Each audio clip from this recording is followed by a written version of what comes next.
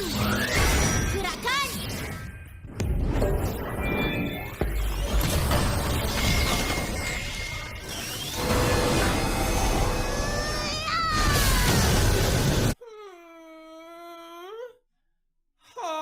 Sebenarnya yang penasaran itu kalian yang pada minta Bang Nat untuk menganalisis statistik siapa yang lebih kuat antara Boboiboy Supra versus Boboiboy Sopan. Dan Nat tidak akan memihak elemental manapun karena Nat membuat penilaian seobjektif mungkin dengan melihat data yang telah Nat kumpulkan. Dan apapun hasilnya nanti, ini hanya pendapat Nat pribadi. Dan kalian juga boleh tidak setuju dengan pendapat Nat. Jadi biar gak penasaran, mending langsung saja.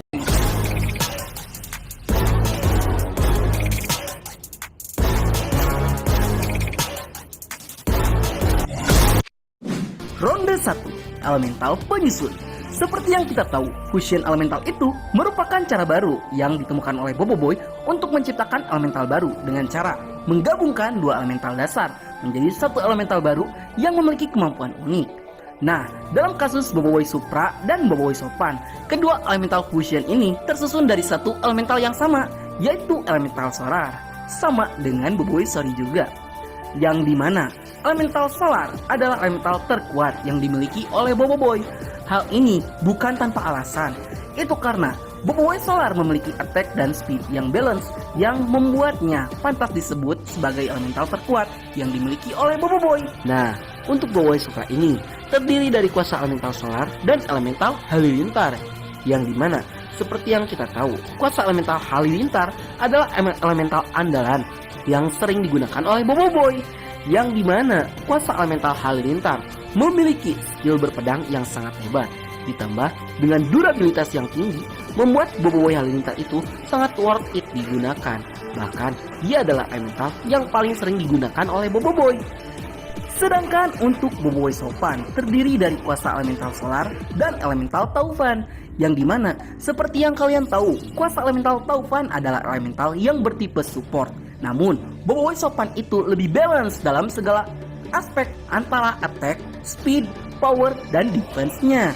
Namun dikarenakan Sopan ini balance dari berbagai sisi, hal inilah yang membuat Boboiboy Sopan tidak memiliki skill yang cukup menonjol karena kekuatannya yang seimbang. Ya cukup sulit juga menentukan siapa yang lebih unggul karena kedua elemental ini adalah elemental sepuh. Namun pemenang ronde pertama adalah Boboiboy Supra karena halilintar lebih unggul di kecepatan. Ronde 2, speed.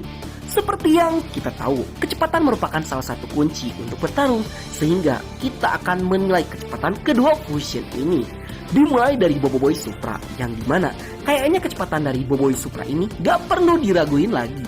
Kecepatan serangannya on point banget, sangat cepat dan tepat pada sasaran.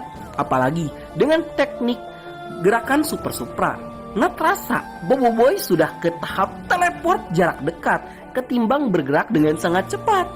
Sedangkan Boboiboy Sopan punya fleksibilitas unik saat bertarung, yang dimana Boboiboy Sopan ini punya kemampuan yang menyebalkan karena dia bisa bergerak di dalam waktu, yaitu menggunakan gerakan cahaya, yang dimana Boboiboy Sopan bisa melakukan 3 kali serangan dalam waktu 1 detik.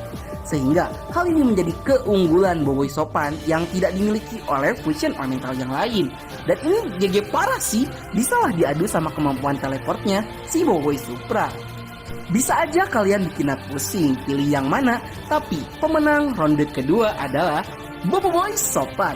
Alasannya, kemampuan berjalan di dalam waktunya terlalu GG sih.